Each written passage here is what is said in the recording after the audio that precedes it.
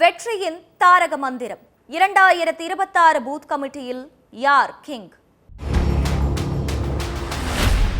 கூட்டணி பலம், தலைவர்களோட பிரச்சாரம், தேர்தல் வாக்குறுதிகள், இது மட்டும்தான் ஒரு கட்சியோட வெற்றிக்கு முக்கியம்னு எல்லாரும் நினைக்கலாம்.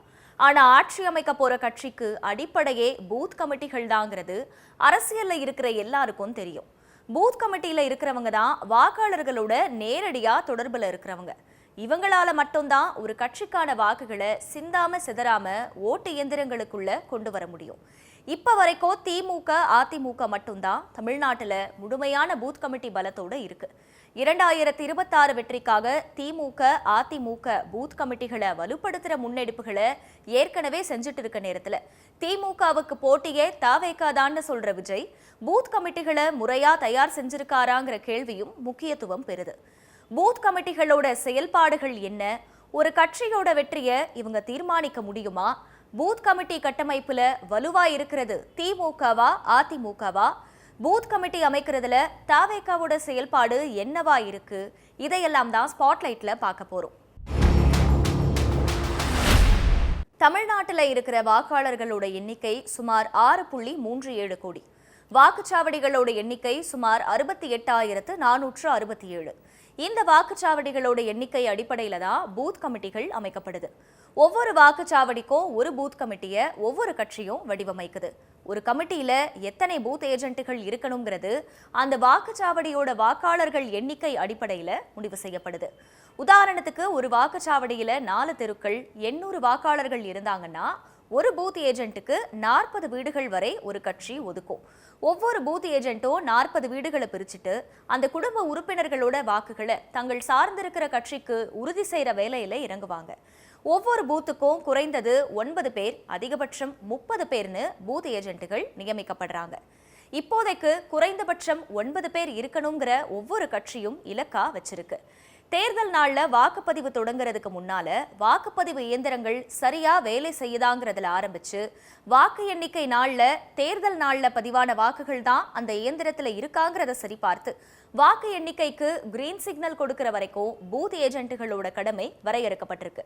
ஒரு பூத்ல ஏஜென்ட்டா இருக்கிறவங்க அந்த பூத்தை சேர்ந்த வாக்காளர்களா இருக்கணும், அரசாங்க ஊழியரா இருக்கக்கூடாது. அப்படி இருந்து அது கண்டுபிடிக்கப்பட்டா சிறை தண்டனையும் உண்டு. ஒரு தொகுதியோட வேட்பாளர் அல்லது வேட்பாளரால் நியமிக்கப்பட்ட ஏஜென்ட்டுகளால் தான் ஒரு பூத் ஏஜென்ட்டை நியமிக்க முடியும். ஃபார்ம் 10 விண்ணப்பத்துல வேட்பாளர் அல்லது ஏஜென்ட் கையெழுத்தோட தேர்தல் அதிகாரி கிட்ட கொடுத்து அவரோட ஒப்புதலோட ஒரு ஏஜென்ட் நியமனம் நடக்குது. தமிழ்நாட்டை பொறுத்த வரைக்கும் திமுகவும் அதிமுகவும் தான் பூத் கமிட்டி கட்டமைப்புகளோட வலுவா இருக்கிற கட்சிகளா இருந்துட்டு இருக்கு. 2021 தேர்தல் முடிஞ்சதும் வெளியான தரவுகள் படி திமுக, அதிமுகவுக்கு மட்டும்தான் ஒவ்வொரு பூத் கமிட்டியிலையும் 20 பேர் வரைக்கும் ஏஜென்ட்டுகள் இருக்கிறதா சொல்லப்பட்டிருந்தது. காங்கிரஸ்ல பூத்துக்கு 2 பேரும், பாஜகவில் இதைவிட குறைவு. அதே சமயம் திமுக, அதிமுகவுக்கு அடுத்தபடியா அமமுக ஓரளவுக்கு பூத் கமிட்டிகளை வச்சிருந்ததா தகவல்கள் வெளியாச்சு. இப்போ திமுகவுக்கு 68,000 பூத் கமிட்டிகள் இருக்கிறதா அமைச்சர் TRB ராஜாவே உறுதி செஞ்சிருக்காரு. தேர்தல் சமயத்துல மட்டும் இல்லாம தேர்தலுக்கு பிறகும் கூட திமுக தன்னோட பூத் ஏஜென்ட்டுகளை களத்துல இறக்கி வேலை பார்க்க சொல்லுது. திமுக கொண்டு வந்த திட்டங்கள் மக்கள் கிட்ட போய் சேர்ந்திருக்கான்னு ஆய்வு செய்ய 68,000 பூத் ஏஜென்ட்டுகளை திமுக களம் இறக்கி இருக்கு. திட்டங்கள் போகாத குடும்பங்களுக்கு அதை கொண்டு போய் சேர்க்கிறதுக்கும் இந்த பூத் ஏஜென்ட்டுகள் முக்கிய காரணமா இருக்காங்க. பூத் ஏஜென்ட்டுகள் அந்தந்த வாக்குச்சாவடி வாக்காளர்கள் கிட்ட இணக்கமா இருக்கிறத திமுக இந்த மாதிரியான வேலைகள்ல உறுதி செஞ்சிருக்குங்கிறதும் இங்க முக்கியத்துவம் பெறுது. இன்னொரு பக்கம் அதிமுகவில் 65,000 பூத் கமிட்டிகள் அமைக்கப்பட்டிருக்கிறதா சொல்லப்படுது. இதுல குறைந்தபட்சம் 9 பேர் இருக்கணும், அதுல 3 பேர் பெண்களா இருக்கணுங்கிறது அந்த கட்சி தலைமை நிர்வாகிகளுக்கு போட்ட உத்தரவு. கடந்த மார்ச் மாதம் பூத் கமிட்டிகளுக்காகவே எடப்பாடி பழனிசாமி ஒரு சிறப்பு கூட்டத்தை நடத்தினதும் குறிப்பிடத்தக்கது. ஒரு கட்சியோட கட்டமைப்பே பூத் கமிட்டியில தான் தொடங்குது. உதாரணத்துக்கு புதுசா ஆரம்பிக்கப்பட்ட கமலோட மக்கள் நீதி மையத்துல மதுரவாயல் வேட்பாளரா போட்டியிட்ட பத்மபிரியா பூத் ஏஜென்ட்டாக பணியாற்ற ஆட்கள் தேவைன்னு விளம்பரமே கொடுத்தாங்க. மத்தியில் ஆளுற பாஜகவாலேயோ தமிழ்நாட்டை ஆண்ட காங்கிரஸாலேயோ பூத் கமிட்டிகளை இதுவரைக்கும் முழுமையா அமைக்க முடியல.